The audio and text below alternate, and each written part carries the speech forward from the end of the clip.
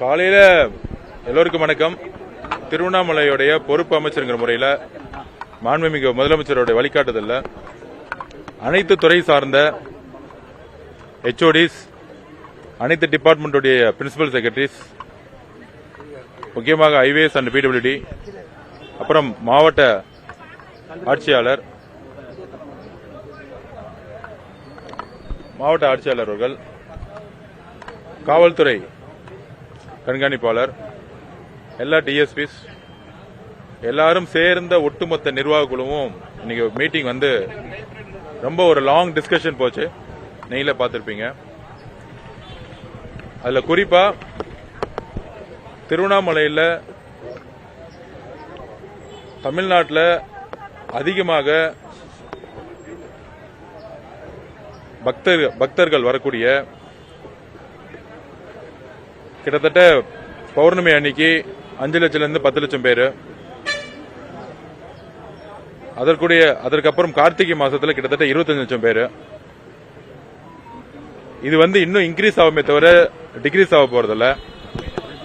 இப்போ ஒரு கேள்வி எழுந்துச்சு, திடீர்னு 25 லட்சம் பேருங்கிறது 50 லட்சம் பேரா வந்தா என்ன செய்ய போறோம்? முன்னாடி அதுக்கான பிளானை இப்பையில இருந்து நம்ம ஆரம்பிக்கணும். யூபி மாதிரி ஊருக்குள்ள சரியான திட்டமிடல்னால பல்வேறு பிரச்சனைகள் ஆயிருக்கு. அப்ப திருவண்ணாமலை ஹைவேஸ், அதாவது சென்னையிலிருந்து வரும்பொழுது திருவண்ணாமலை சுத்தி இருக்கக்கூடிய ஸ்டேட் ஹைவேஸ் இன்னும் 2 வழி பாதையா இருக்கு. அது எப்படி வந்து 4 வழி சாலைகளா மாத்தணும்? இந்த ஒரு டிஸ்கஷன், லாங் டிஸ்கஷன் நடந்துச்சு. Water management, safety and security, மக்கள் எத்தனை லட்சம் பேர் வந்தாலும் மக்களை எங்க வந்து கரெக்டா நிப்பாட்டணும், எப்படி வந்து அண்ணாமலை கோயிலுக்குள்ள தரிசனம் முடிஞ்சு எப்படி திருப்பியும் அவங்களை எக்ஸிட் பண்ணணும், ஒரு புது பிளானை வந்து உருவாக்குறதுக்கு எல்லா விதமான டிபார்ட்மெண்ட்டையும் இன்னைக்கு கனெக்ட் பண்ணியிருக்கோம். காவல்துறை மட்டும் அதை வந்து சேர்ந்து செயல்பட முடியாது. கிட்டத்தட்ட ஒரு 12 டிபார்ட்மெண்ட் சேர்ந்து செயல்படணும். கரெக்டான ஒரு பிளான் பண்ணணும். அந்த பிளான் எக்ஸிகியூஷன் பண்ற இடத்துல கம்யூனிகேஷன் கேப் வரக்கூடாது. அது ஒரு முக்கியமான ஒரு கலந்துரையாடல். அதுக்கப்புறம் வட மாவட்டங்களில் முக்கிய பிரச்சனை இந்த கள்ளசாராயம். இந்த கள்ளசாராயத்தில் நிறைய வில்லேஜில் இன்னும் கிடைச்சிட்டு இருக்கு. அது முன்னாடி அரசியல் பின்புலத்தோட அது வந்து பண்ணிட்டு இருந்தாங்க. அது முற்றிலுமா ஒழிக்க சொல்லியிருக்கோம். எந்த அரசியல் பின்புலம் இல்லாமல் கள்ளசாராயத்தை ஒழிக்கணும்னு சொல்லியிருக்கோம். காவல்துறை முழுமையாக சுதந்திரமாக கடுமையான நடவடிக்கைகள் மூலம் கள்ளசாராயத்தை பார்டர்ல நிப்பாட்ட சொல்லியிருக்கோம். உள்ள வந்து அந்த கேனை பிடிச்சு 2 பேர் அரெஸ்ட் பண்றதுக்கு பதிலா கள்ளசாராயம் திருவண்ணாமலை பார்டருக்குள்ளே வரக்கூடாதுங்கிறத உறுதியா வந்து இன்னைக்கு வந்து ஒரு முடிவு எடுத்திருக்கோம். அதோட சேர்ந்து ட்ரக்ஸ் பிரச்சனை, முக்கியமா கஞ்சா பிரச்சனை திருவண்ணாமலையில் எல்லா பக்கமும் இருக்கு. அதை கடுமையான நடவடிக்கை மூலம், குண்ட தடுப்பு நடவடிக்கைகள் மூலம் யாரா இருந்தாலும் குண்ட சட்டத்தில் அரெஸ்ட் பண்ணி கஞ்சா யார் சேல்ஸ் பண்ணாலும் உடனடியாக குண்ட சட்டத்தில் அடைக்க சொல்லியிருக்கோம். அதோட முக்கியமான இன்னைக்கு ஒரு விவாத பொருள் என்னன்னா, தமிழக மக்களுக்கு நாங்கள் பதிவு பண்றோம். குழந்தை திருமண சட்டம் வந்து கடுமையா வந்து பின்பற்ற மாநிலத்தில் நம்மளுடைய மாநிலம். ஆனா 13 18 வயசுக்குள்ள கன்சீவ் ஆகிறது, அதாவது கருவுறது அதிகமாக இங்க இருக்கு. கிட்டத்தட்ட 1000 பேர் 1200 பேர் வருஷம் கருவுறாங்க. 15 வயசு 16 வயசுலாம் வந்து கன்சீவ் ஆறாங்க. அப்ப அவங்களுடைய உடல்நிலை பிரச்சனை, கல்வி, ஹையர் எஜுகேஷன் எதுவுமே கிடைக்கிறது இல்ல. அந்த அளவுக்கு இங்க இருக்கக்கூடிய குக்கிராமங்கள் இன்னும் பெண் கல்வியில ஒரு விழிப்புணர்ச்சி இல்ல. அதனாலதான் இன்னைக்கும் சரி, கள்ளக்குறிச்சியிலும் சரி, எந்த பெண் குழந்தை தமிழ் வழி கல்வியில் படித்து சமூகத்திலுடைய எல்லா பிரச்சனைகளையும் எதிர்த்து போராடி, ஏன்னா நான் தமிழ் வழி கல்வியில் படிச்சவன், எனக்கு தெரியும் என்ன பிரச்சனை, என்ன வழின்னு தெரியும். அரசு பள்ளிகளில் சரியான இன்ஃப்ராஸ்ட்ரக்சர் முன்பு காலம் இப்ப இருக்கக்கூடிய அமைச்சர் கடுமையா உழைச்சிட்டு இருக்காரு. அவர் தமிழ் வழி கல்வியில் படித்து ஒரு சாதாரண ஒரு பிரைவேட் ஸ்கூல் மாதிரி இன்ஃப்ராஸ்ட்ரக்சர் வந்து கம்மியா இருந்தாலும் தன்னம்பிக்கையோட போராடி இன்னைக்கு பிஎஸ்சி காலேஜில் டாக்டர் ஆன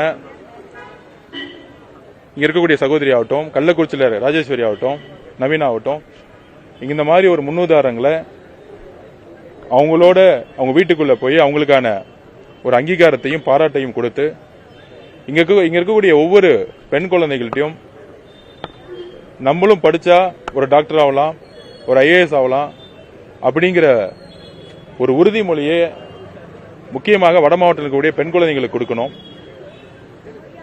கடுமையான சட்டங்கள் மூலம் 13-15 வயசுல கன்சீவ் ஆகும் பொழுது அதற்கு காரணமானவர்களை சட்டத்தின் முன்பு கடுமையாக ஒரு தண்டிக்கணும். அதில் நிறைய விஷயங்கள் சட்ட ரீதியாக அணுக வேண்டியது இருக்கு. விழிப்புணர்ச்சியை எல்லா இடத்திலும் ஏற்படுத்தணும்.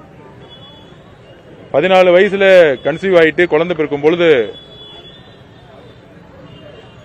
ஒரு சமுதாயத்தை கூட்டத்தில் வளர்ந்து 18 வயசு ஆனவொடனே திருப்பியும் அது காரணமானவர்களை கல்யாணம் பண்ணி வைக்கிறாங்க.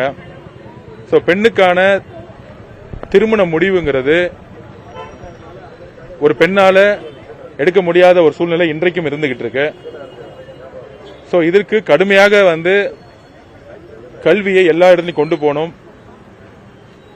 குழந்தை திருமணம் எந்த அளவுக்கு எதிர்க்கிறோமோ அதுமாதிரி குழந்தை கருவுறது கன்சீவ் ஆறத எல்லா சமூகத்தில் இருக்கக்கூடிய முக்கியமாக பிரபலமா இருக்கக்கூடிய சினிமா கலைஞர்களாகட்டும், ஸ்போர்ட்ஸ்மேன்ல இருக்கக்கூடியவங்க இருக்கட்டும், இவங்களாம் சேர்ந்து மிகப்பெரிய விழிப்புணர்ச்சியை கூடிய விரைவில் நாங்கள் உருவாக்குவோம். இந்த ஆய்வில் இதெல்லாம் ஒரு பெரிய அதிர்ச்சியான ஒரு தகவலா இருந்துச்சு. சோ அதுக்கப்புறம் இலங்கை முகாம்னு சொல்லக்கூடிய இங்க இருக்கக்கூடிய நம்மளுடைய உறவுகளை பார்த்தோம். 60 குடும்பம் கிட்டத்தட்ட 35 வருஷமா இங்க தான் இருக்கிறாங்க. ஒரு சின்ன சின்ன வீட்டில் இங்க இருக்க மக்களுடைய துணையுடன் அவர்கள் தெரிந்த சின்ன சின்ன தொழில்களை ஹோட்டல் வச்சு நடத்திட்டு இருக்காங்க. அவங்களோட ஒப்பீனியன் கேட்டு ஒரு மாற்று இடத்தை அரசு இன்றைக்கு வீடு கட்டி கொடுத்திருக்காங்க. அதுக்கு முன்னாடி அவங்களோட வாழ்வாதாரத்துக்காக இங்க இருக்கக்கூடிய கடைகளை எங்களுக்கு திருப்பி ரீப்ளேஸ் பண்ணுங்கன்னு கேட்டிருக்காங்க. கண்டிப்பாக கவனத்தில் எடுத்துக்கொள்ளப்பட்டு தொப்புள் கொடி உறவுகளா இருக்கக்கூடிய நம்மளுடைய இலங்கை தமிழர்கள், நம்மளுடைய சகோதர சகோதரிகளுக்கு இந்த அரசும் சரி, தமிழக முதலமைச்சர் அவர்களும் சரி எப்பொழுதும் துணை நிற்போம். அவங்களுடைய ஒவ்வொரு குடும்பத்தில் இருக்கக்கூடிய ஒவ்வொரு குழந்தைக்கும் கல்வியையும் நல்ல ஒரு வேலை வாய்ப்பையும் நாங்கள் உருவாக்குவோம். எல்லாரையும் நல்ல ப்ரொஃபஷனல் எஜுகேஷன், ஒரு டாக்டரா, இன்ஜினியரா அந்த மாதிரி உருவாகிறதுக்கு அதுக்கான சப்போர்ட் பண்றோம்னு சொல்லியிருக்கோம். கூடிய விரைவில் ஆய்வு எல்லா துறையிலும் வேற என்னென்ன பிரச்சனையோ அதெல்லாம் ஒரு ஃபைல் பண்ணி கொடுங்க. செக்ரட்டரியேட்ல இல்ல பினான்ஸ் செக்ரட்டரியில என்னென்ன அப்ரூவல் வேணுமோ அப்ரூவல் வாங்கி கொடுக்கறது என்னுடைய பொறுப்புங்கிறத சொல்லி எக்ஸிகியூஷன் லெவலில் திருவண்ணாமலையில வளர்ச்சியுடைய வேகம் அதிகமா இருக்குன்னு சொல்லியிருக்கோம். இதுதான் இன்னைக்கு ஆய்வு.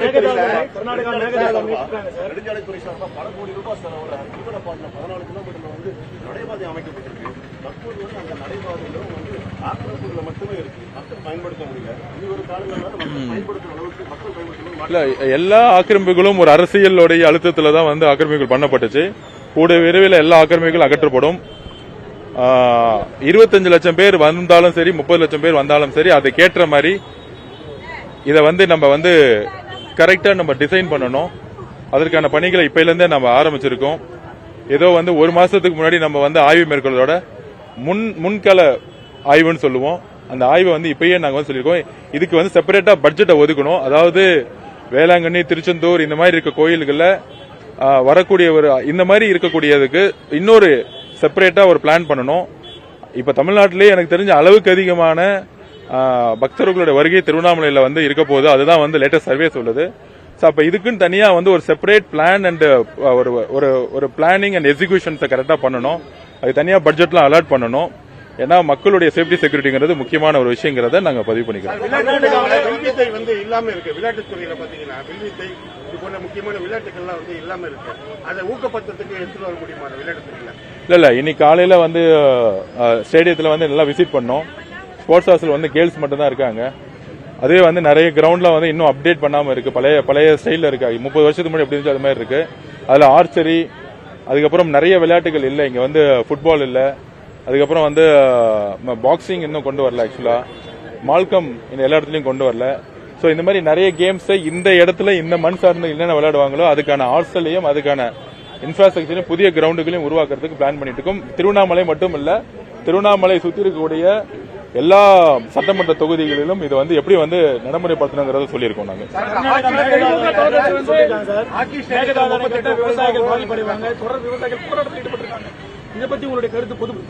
இல்ல ஆல்ரெடி வந்து மாண்புமிகு முதலமைச்சர் தலைமையில அதுக்கான ஆய்வு கூட்டமும் லா டிபார்ட்மெண்ட்ல ஏஜி டெல்லியில் இருக்கக்கூடிய சீனியர் அட்வொகேட்ஸோட அந்த துறை சார்ந்த வல்லுநர்களோட ஒரு பெரிய லாங் டிஸ்கஷன் மாண்புமிகு முதலமைச்சர் வந்து மேற்கொண்டாரு. மாண்புமிகு முதலமைச்சர் சம்பந்தமா அறிக்கையும் விட்டிருக்காரு. மாண்புமிகு முதலமைச்சர் சம்பந்தமா டெல்லியிலும் வந்து கன்சர்ன் இருக்கக்கூடிய துறை சார்ந்தவர்களோடையும் பேசியிருக்கிறாரு. நம்மளுடைய நிலைப்பாடு இரு மாநிலங்களும் எப்பொழுதும் ஒற்றுமையுடன் இருக்கணும். இரு மாநில விவசாயிகளுக்கும் தண்ணீர் கிடைத்து எல்லா விவசாயிகளும் சந்தோஷமா இருக்கணும். அதுல எந்த விதமான வேறுபாடு கிடையாது. தமிழர்களும் சரி, கர்நாடகாவில் இருக்கக்கூடிய கன்னட சகோதரர்களும் சரி, எப்பொழுதும் தோழமையுடன் சகோதரத்துவம் இருக்கக்கூடிய நேரம் இது, காலம் இது. தண்ணீர் பிரச்சனை வரும்பொழுது, இரு மாநிலங்கள் தண்ணீர் பிரச்சனை வரும்போது எந்த விதமான அரசியல் இல்லாமல் உச்சநீதிமன்றம் இதுக்கு முன்னாடி பல்வேறு தீர்ப்புகளை கொடுத்திருக்கு, எப்படி தண்ணியை பிரிச்சுக்கணும்னு சொல்லிட்டு. அதுதான் உச்சநீதிமன்ற முடிவு. அப்படி இருக்கும் பொழுது ஒரு அணை கட்டுவதுன்னு சொல்லக்கூடிய ஸ்டாண்டுங்கிறது வந்து உச்சநீதிமன்றத்துடைய முடிவுகளுக்கு மாற்று கருத்தா இருக்கும். அதனால உச்சநீதிமன்றம் எப்பயுமே நமக்கு வந்து ஒரு நியாயமான தீர்ப்பை வந்து திருப்பியும் கொடுக்கும். சட்ட ரீதியான பணிகள் வந்து ரொம்ப ஒவ்வொரு நிமிஷமும் மாண்புமிகு முதலமைச்சரும் சரி நாங்களும் மானிட்டரிங் பண்ணிட்டு இருக்கோம். இது வந்து ஒரு மாநிலத்துக்கான குரல் இல்ல, 2 மாநிலங்களும் சேர்ந்து 2 விவசாயிகளும் எப்பொழுதும் மகிழ்ச்சியா இருக்கக்கூடிய 2 மாநிலத்துக்கான ஒரு அரசியல் முடிவு எடுக்கணும். விவசாயிகளுடைய கண்ணீர் 2 மாநிலத்துக்கும் ஒரே கண்ணீர் தான். 2 மாநிலத்துடைய கண்ணீர்களும் ரொம்ப கஷ்டமான கண்ணீர் தான். அதுலயும் நமக்கு தண்ணி வந்து வறட்சி காலத்துல கர்நாடகா பார்டர் விட்டு வெளியே வரவே வராது.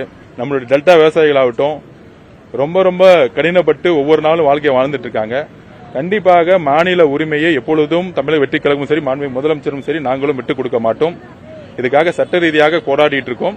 கடுமையாக நம்மளுடைய போராட்டம் சுப்ரீம் கோர்ட்லயும் சரி, எல்லா இடத்துலயும் சரி நம்மளுடைய குரல் சட்ட ரீதியாக இருக்கும். அதுல கண்டிப்பா ஒரு நியாயமான தீர்ப்பு கிடைக்கும். திருவண்ணாமலையில ரிங் ரோடு பணி வந்து முடிவுறாம தான் இருக்கு. மாசத்துக்கு வந்து 20 லட்சம் பக்தர்கள் கிரிவலம் வராங்க. அந்த ஒர்க் எப்ப முடியும்? இல்ல அதுதான் சொன்னேன். இன்னைக்கு ஆய்வு கூட்டத்துல இந்த மாதிரி ரிங் ரோடு பிரச்சனையா இருக்கட்டும், ஹாஸ்பிட்டல் மெடிக்கல் காலேஜ் இருக்கக்கூடிய இஷ்யூவா இருக்கட்டும், ரேஷன் கடையில இருக்கட்டும், இப்ப இவி பிரச்சனை, சப்ஸ்டேஷன்ஸ் வந்து இங்க எந்த அளவுக்கு தேவை, ஃபியூச்சர்ல எவ்வளவு தேவை, அந்த மாதிரி ஒவ்வொரு துறையும் வந்து எந்த அளவுக்கு ஸ்பீடா போனோம்னா கிட்டத்தட்ட 10 வருஷம் ஒர்க்கே நம்ம அடுத்த 1 வருஷம் செய்யணும்னு வந்து நம்ம ஸ்பீடா பண்ணிருக்கோம். அதுல ரிங் ரோடு பிரச்சனை வரும்பொழுது இன்னைக்கு வந்து நெடுஞ்சாலைத்துறை பிரின்சிபல் செக்ரட்டரியில இருந்து ஒட்டுமொத்த அதிகாரிகளும் இங்க தான் இருந்தாங்க. அதுல வந்து எல்ஏ இஷ்யூஸ், லேண்ட் அக்யூசேஷன் பிரச்சனை இருந்துச்சு, லீகல் பிரச்சனை இருந்துச்சுன்னு சொன்னாங்க. அதெல்லாம் சரி செய்யப்பட்டு கூடிய வரையில ஒப்படைக்கப்படும்.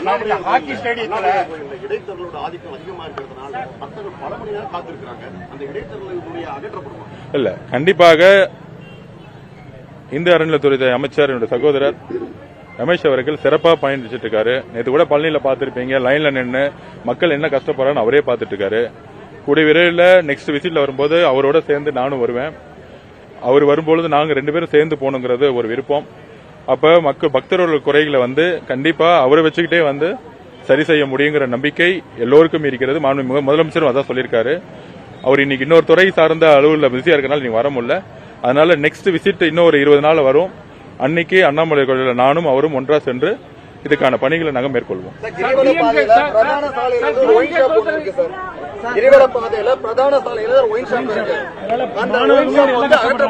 இல்ல கண்டிப்பாக எங்கெல்லாம் கோயில் இருக்கோ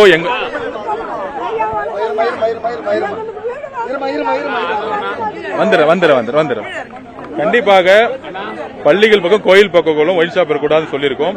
கூடிய விரைவில் இங்க வந்து கலெக்டர் வந்து நோட்ஸ் போட்டு கொடுக்குறேன்னு சொல்லியிருக்காங்க. அதை கன்சர்ன் மினிஸ்டர் சொல்லிட்டு அதை மாற்றி எடுத்துக்கான எல்லா வேலையும் செய்வோம். தேங்க்யூ. என்னம்மா